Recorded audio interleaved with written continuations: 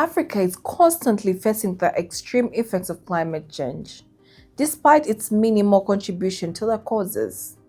From floods, cyclones, landslides, melting glaciers to prolonged droughts. Some cities like Khartoum, Mogadishu, and Nairobi have witnessed an increase in average temperatures that almost double the 1 degree Celsius warming that the globe has experienced since pre-industrial times. The ice cover of Mount Kilimanjaro has decreased by 80%.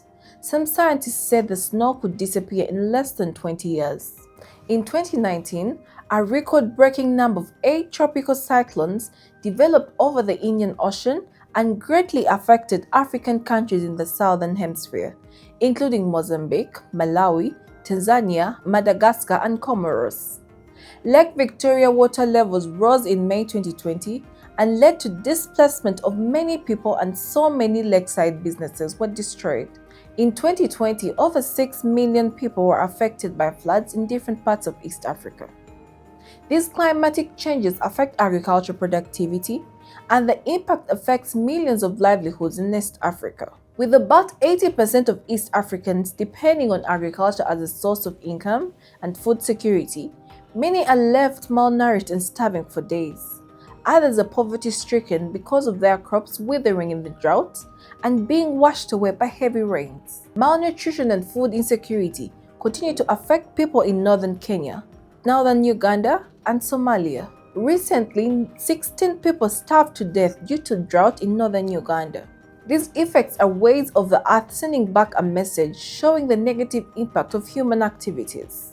Although much of the climate change effects affecting Africa originate far beyond its borders, Africa is also accelerating its environmental crisis through deforestation, encroaching on wetlands, and unregulated disposal of waste and pollutants.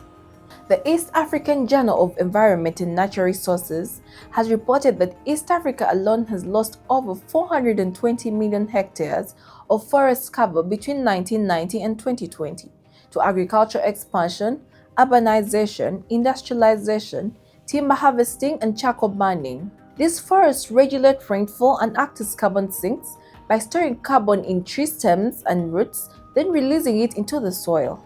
In Kenya, Mau Forest Complex, the largest mountain forest in East Africa, has lost 25% of its cover to human settlement and charcoal burning.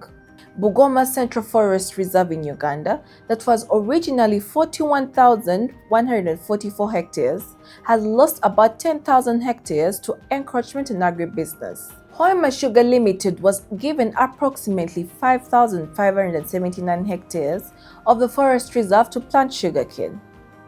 Out of approximately 30,600 hectares of Mabila forest, about 4,700 hectares have been degraded. According to the Global Forest Watch, Democratic Republic of Congo has lost over 21 million hectares of forest cover from 2001 to 2024 out of 152 million hectares. It's not deforestation alone. Industrialization too has contributed to climate change in Africa. For example, the industrial sector in Uganda has grown over the years. Industrial parks such as Namave, Kapeka, and Mbale are evidence of its growth. The country had only 80 industries by 1986, but this number had grown to 4,900 by 2020. The emission of gases and other pollutants to the ground, nearby water bodies, and the atmosphere is highly unregulated. The more industries grow, the higher the need to use advanced technology, more electricity, and transport, which all lead to emission of carbon dioxide and other gases into the environment. Uganda's oil industry is also gradually growing with projects such as the Tilenga and Kingfisher oil fields and East African crude oil pipeline. The growth of the oil industry and oil extraction in the region indicates an increase in fossil fuel production, which contributes to large amounts of greenhouse gas emissions. However, it should be noted that enforcing environmental protection laws in many African countries is challenging due to corruption within the governments and law enforcing bodies, and inadequate funding for the environmental protection agencies.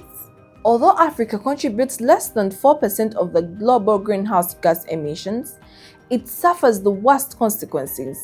The G7 countries, which are the 7 major industrial countries and Russia, are responsible for 85% of global emissions since 1850. Greenhouse gas emissions are gases like carbon dioxide, methane, and nitrous oxide. Humans have released over 2,500 billion tons of carbon dioxide into the environment since the start of the Industrial Revolution in 1750. These excess gases trap heat in the atmosphere, leading to rising sea levels, prolonged heat waves, and droughts. Even when greenhouse gases make up less than 1% of the Earth's atmosphere, their effect is greatly felt. Before the Industrial Revolution, the climate was stable and global temperature averages were not more than about 1 degree Celsius. Now, Earth's average surface temperature so far for 2026 is approximately 1.46 degrees Celsius, which makes 2026 the 4th warmest year on record. The Industrial Revolution, which started in Britain in the 18th century and later spread out to other parts of the world, created ecological damage and permanently altered the atmosphere to this date. Machines, factories, and industrial innovations during this revolution required large amounts of coal, oil, and gas, which emitted carbon dioxide into the atmosphere. Today, many of the countries that became wealthy through industrialization have begun investing heavily in cleaner technologies and low-carbon economies in an effort to reduce future emissions. Europe and America have transitioned to zero-carbon sources of energy like wind, solar, and nuclear power. The US has invested millions of dollars to combat climate change through Inflation Reduction Act of 2022 and other initiatives. This investment is supposed to promote renewable energy through solar power, wind energy, and electric vehicle incentives. Europe is curbing climate change through the European Green Deal, a legal framework launched by the European Commission aimed at making Europe a climate-neutral continent by 2050. Europe also has an emissions trading system, which requires thousands of power plants and industrial factories to purchase allowances to every ton of carbon dioxide they emit. Despite limited funds, less advanced technology, growing populations, and high levels of poverty, Africa is also making efforts to solve the climate change problem. African Union Climate Change and Resilient Development Strategy and Action Plan 2022 to 2032 focuses on pushing for a transition to renewable energy through locally led solutions, climate finance, while demanding global climate justice. The East African community in particular is focusing its efforts on climate change adaptation, mitigation, and climate science by mobilizing resources, updating policy tools through a 10-year climate strategy plan across member states.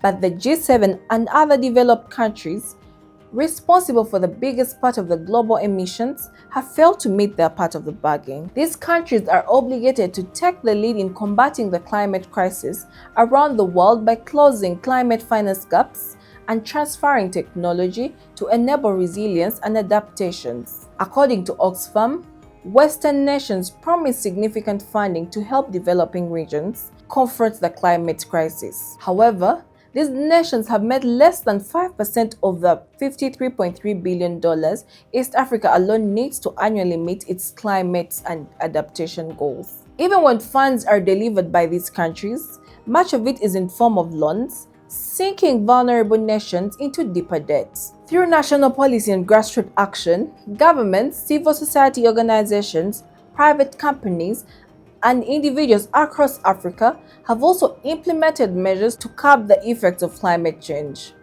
Rwanda is recognized as the most climate-conscious country in East Africa. In 2008, there was a nationwide ban on non-biodegradable plastic bags and packaging in Rwanda. On top of other initiatives, the government has set a goal to reduce greenhouse emissions by 53% by 2035. Citizens also participate in mandatory national cleanups called Umuganda to plant trees, clear drains, and protect vulnerable ecosystems. Kenya has a national tree planting campaign aimed at promoting afforestation and reforestation to reach and exceed the goal of 10% national tree cover by planting 15 billion trees by 2032, and 1.5 billion trees have been planted so far. Kenya has also invested in geothermal power in the Rift Valley to reduce reliance on fossil fuel. Uganda, through government bodies and private organizations like the National Environment Management Authority (NEMA), conduct nationwide crackdowns to evict encroachers on wetlands and forests. Kampala Capital City Authority (KCCA), through public awareness campaigns like the Smart City, implement strategies to lower urban emissions and manage solid waste. Some Ugandans are adopting to alternative energy-friendly means to conserve the environment by slowly replacing charcoal with briquettes and use of liquefied petroleum gas, the type of gas in gas cylinders. Through the government's national e-mobility strategy to transition all public transport and motorcycles to electric by 2030, Uganda is also slowly transitioning to electric transport to reduce air pollution and use of fossil fuels. With over 5,000 electric motorcycles and locally manufactured electric buses, farmers in Uganda are also moving towards sustainable land management and agricultural technologies to cope with unpredictable rainfall and improve food security. Collective action is being taken to restore a healthy environment because emissions produced in one country alters weather systems across the planet. The floods affecting many people in East Africa and the droughts leaving families hungry are not just natural disasters. They are symptoms of a global crisis built over centuries.